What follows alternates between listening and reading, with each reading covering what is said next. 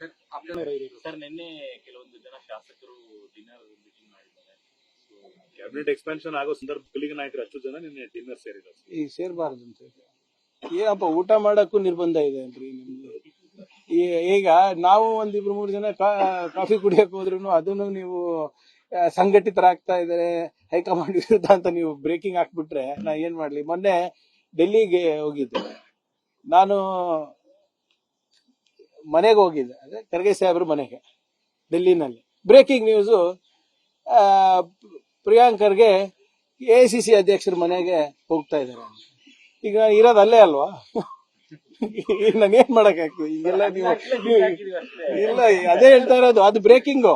ಎಲ್ಲಿ ನಿಮ್ಮ ಇವ್ರೆ ಏನಿದವ್ರೆ ಹಾಕಿದ್ದು ಏನು ಅದು ಹಿಂದಿ ಇಂಗ್ಲಿಷ್ ನಲ್ಲೆಲ್ಲ breaking. Priyank Kharge visits mister Mallikarjun Kharge house ಅಂತ. ಅರೆ ನಮ್ ತಂದೆ ಅವರು ಇದಾರೆ, ಅವ್ರು ನಮ್ಮ ಮನೆಗೆ ಅಲ್ಲೇ ಇರೋದು ನಾನು ವಾಸ. That is based on position, the position you are taking. ನೋಡಿ ಬಹಳ ಸ್ಪಷ್ಟವಾಗಿ ಇದರದ್ದು ಕೂಡ ಮಾನ್ಯ ಮುಖ್ಯಮಂತ್ರಿಗಳು ಹೇಳಿದ್ದಾರೆ. ಫುಲ್ ಕ್ಯಾಬಿನೆಟ್ ಆಗ್ಬೇಕು. ಬಹಳ ಯಾಕಂದ್ರೆ ಒಂದು ಸರ್ಕಾರ ನಡಿಬೇಕು ಅಂದ್ರೆ ಅಧಿಕಾರ ವಿಕೇಂದ್ರೀಕರಣ ಆದ್ರೆ ಎಲ್ಲರಿಗೂ ಅನುಕೂಲ ಆಗುತ್ತೆ. ಈಗ ಆಗುತ್ತೆ, ಇನ್ನೇನು ಒಂದು ವಾರ 2 ವಾರದಲ್ಲಿ ಆಗುತ್ತೆ. ಕೆಂಪೇಗೌಡ ಜಯಂತಿ ದಿನ 15 ಲಕ್ಷ ಗಿಡಗಳನ್ನು ನೆಟ್ಟಿದ್ದು ರಾಷ್ಟ್ರ ಮಟ್ಟದಲ್ಲಿ ಒಂದು ಪ್ರಚಾರ ಆಯ್ತು ಸರ್. ಆದ್ರೆ 12 ದಿನದಾಗ ಎಲ್ಲ ಗಿಡಗಳು ಹೋಗ್ಬಿಟ್ಟಿದೆ ಸರ್. 10 ಕೋಟಿ ರೂಪಾಯಿ ವೇಸ್ಟ್. ಏನಾಗಿದೆ ಅದಕ್ಕೆ? ಒಂದ್ ಮರಗಳು ಇಲ್ಲ, ನೀರ್ ಹಾಕೋರು ಇಲ್ಲ, ಗಿಡಗಳನ್ನ ಇಲ್ಲ. ನೋಡಿ ಇವಾಗ ಅದಕ್ಕೆ ಪೋಸ್ಟೇ ಆಗುತ್ತಲ್ಲ, ಇಮಿಡಿಯೇಟ್ ಆಗಿ ನೀವು ನೆಕ್ಸ್ಟ್ ಡೇ ಹೋದ್ರೆ ಹೆಂಗೆ? ಈಗ ಕೆಲವು ನಮ್ಮ ಸೋಷಿಯಲ್ ಮೀಡಿಯಾ ಚಾನೆಲ್ಗಳು ಇವೆ, ಇವತ್ತು ಡಾಂಬ್ರೀಕರಣ ಮಾಡಿರ್ತೀರಿ, ಹೋಗ್ಬಿಟ್ಟು ನಾಳೆ ಎತ್ಬಿಟ್ಟು ಇದು ಕಾರ್ಪೆಟ್ ತರ ಇದೆ ಅಂತ ಹೇಳಿದ್ರೆ ಅದಕ್ಕೆ ಬೇಕಲ್ವಾ ಟೈಮು ಪೋಸ್ಟ್ಗೆ? Whatever it is, I check on you.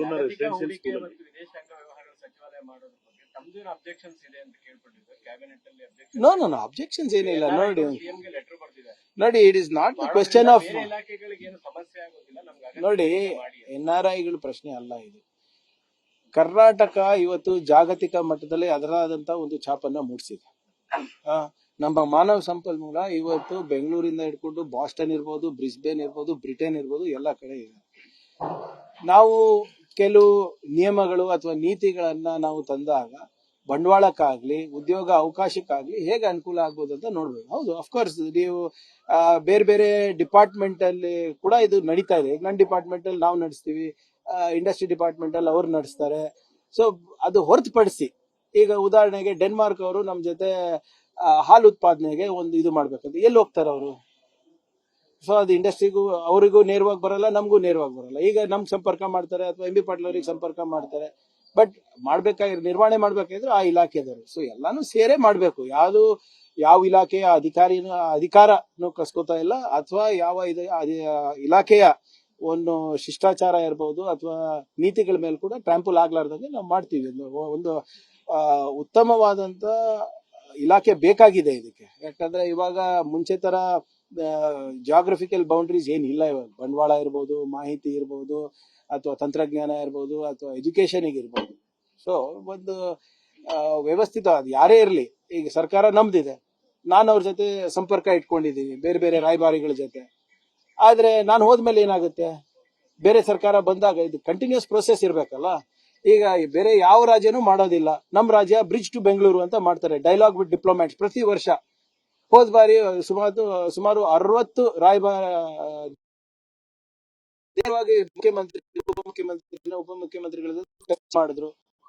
ಅವಾಗ ಗೊತ್ತಾಗ್ತದಲ್ಲ ಜನರಿಗೆ, ಕರ್ನಾಟಕ ಪರಿಚಯ ಆಗ್ತಾರೆ, ಬೆಂಗಳೂರು ಪರಿಚಯ ಆಗ್ತಾರೆ, ಬಂಡವಾಳ ಬರುತ್ತೆ, ಒಪ್ಪಂದಗಳಾಗ್ತದೆ, ಕೊಲಾಬ್ರೇಷನ್ಸ್ ಆಗ್ತದೆ, ಅಲಯನ್ಸಸ್ ಆಗ್ತಾರೆ, ಸಿಸ್ಟರ್ ಸಿಟೀಸ್ ಆಗ್ತದೆ. ಕಲ್ಚರಲ್ ಇರ್ಬೋದು, ಟೂರಿಸಂ ಇರ್ಬೋದು, ಇನ್ವೆಸ್ಟ್ಮೆಂಟ್ ಇರ್ಬೋದು, ಎಂಪ್ಲಾಯ್ಮೆಂಟ್ ಇರ್ಬೋದು. ಜಪಾನ್ ಅವರು ಸ್ಕಿಲ್ ಕಾರಿಡಾರ್ ಕೇಳ್ತಾ ಇದಾರೆ, ಯಾರ ಹತ್ರ ಹೋಗ್ಬೇಕು ಅವರು? ಸೊ ಒಂದು ವ್ಯವಸ್ಥಿತವಾಗಿ ನಾವು ಒಂದು ಇಲಾಖೆ ಮಾಡಿದಾಗ ಏನಾಗ್ತದೆ, ಅವ್ರಿಗೆ ಹತ್ರ ಒಂದು ಪಾಯಿಂಟ್ ಆಫ್ ಕಾಂಟ್ಯಾಕ್ಟ್ ಆಗುತ್ತೆ. ಅದಾದ್ಮೇಲೆ ಏನ್ ನಿರ್ವಹಣೆ ಮಾಡಬೇಕು ಆ ಇಲಾಖೆ ಮಾಡ್ತಾರೆ. But anyway it is still in process. RSS ಬಗ್ಗೆ ಮಾತನಾಡಿದ್ರೆ ಕಾಂಗ್ರೆಸ್ ಪಕ್ಷದಲ್ಲಿ ಉನ್ನತ ಸ್ಥಾನಮಾನ ಗೌರವ ಸಿಗುತ್ತೆ ಅಂತ ಅವರ ಹೈಕಮಾಂಡ್ ಹೇಳಿದೆ, ಅದಕ್ಕೆ ಮಾತಾಡ್ತಾ ಇದ್ದಾರೆ ಅಂತ ಮೊನ್ನೆ RSS ಮೀಟಿಂಗ್ ಆಗಿರೋ ಟೈಮಲ್ಲಿ ಹೇಳಿದ್ದಾರೆ. ಅದೇ ಅವರಿಗೂ ನನ್ನ ಬಗ್ಗೆ ಮಾತಾಡಿದ್ರೆ ಉನ್ನತ ಸ್ಥಾನ ಸಿಗ್ತದೆ ಅಂತನಾ? ಈಗ ನೀವು ತೆಗ್ದು ನೋಡಿ, ಬಿಜೆಪಿ ಅವರ ಸಾಮಾಜಿಕ ಜಾಲತಾಣ ತೆಗ್ದು ನೋಡಿ. DK ಸಾಹೇಬ್ರ ಬಗ್ಗೆ 5 ಸರಿ, ಸಿದ್ದರಾಮಯ್ಯ ಅವ್ರ ಬಗ್ಗೆ 5 ಸರಿ, ನನ್ನ ಬಗ್ಗೆ ಒಂದು 3 ಸರಿ. ಅಂದ್ರೆ ಅವ್ರ ಸಂಬಳ ಸಿಗ್ತಾ ಇರೋದೇ ನಮ್ಮಿಂದ ಅಲ್ಲ. ನನ್ನ ಹೆಸರು ಹೇಳಿಲ್ಲ ಅಂದ್ರೆ ಬಹುಶಃ ಅವರೆಲ್ಲ ನಿರುದ್ಯೋಗ ಆಗ್ತಾ ಇದ್ರೆ ಏನೋ. ನಾವು ಬಿಜೆಪಿ IT ಸೆಲ್ದವರು ಅಲ್ಲ. ಯಾಕೆ ಅಷ್ಟೊಂದು ಪ್ರೀತಿ ಅಂತ ನಾನು ಫ್ಯಾಕ್ಟ್ಸ್ ಮಾತಾಡ್ತಾ ಇದ್ದೀನಲ್ಲಪ್ಪ. ಈಗ ನಾನು ಕೇಳಿರೋ ಪ್ರಶ್ನೆ ಯಾವ್ದಾದ್ರು ಅನ್ಕಾನ್ಸ್ಟಿಟ್ಯೂಷನಲ್ ಇದೆಯಾ, ಇಲ್ಲಾಜಿಕಲ್ ಇದೆಯಾ? ಬಿಟ್ಬಿಡಿ, ಅನ್ಕಾನ್ಸ್ಟಿಟ್ಯೂಷನಲ್ ಬಿಟ್ಬಿಡಿ, ಇಲ್ಲಾಜಿಕಲ್ ಇದೆಯಾ? ಅದಕ್ಕೆ ಅವ್ರಿದೆ. ಈಗ ಏನ್ ಮಾಡೋದು, ವಿಶೇಷ ಪ್ರೀತಿ ಇದೆ ಅಷ್ಟೇ ಇಲ್ಲ. ನೀವು ಮುಂದೆ ನೋಡಿ, ನಿಮ್ ಪಾಪ ಅಮಿತ್ ಶಾ ಅವರೆಲ್ಲ ನಮ್ಮ ಬಗ್ಗೆ ದಾಖಲೆಗಳು ತಗೊಂಡಿದ್ದಾರೆ. RSS ಅವರು ಬರೇ ನಿಮ್ಮ ಇಲ್ಲಿ ಅಲ್ಲ ಅಲ್ಲೂ ಕೂಡ ಹೇಳಿದಾರೆ, ನೀವೇನ್ ಮಾಡ್ತಾ ಇದೀರಪ್ಪ, ಸರ್ದಾರ್ ಪಟೇಲ್ ಆದ್ಮೇಲೆ ನೀನೇ ದೊಡ್ಡ ಹೋಮ್ ಮಿನಿಸ್ಟರ್ ಅಂತ ಹೇಳ್ಕೊಂಡು ಓಡಾಡ್ತೀರಾ, ನೀವೇನ್ ಪ್ರಿಯಾಂಕ್ ಖರ್ಗೆ ಏನು ಮಾಡ್ತಾ ಇಲ್ಲ ಅಂತ ದಾಖಲೆ ತಗೊಂಡಿದ್ದಾರೆ.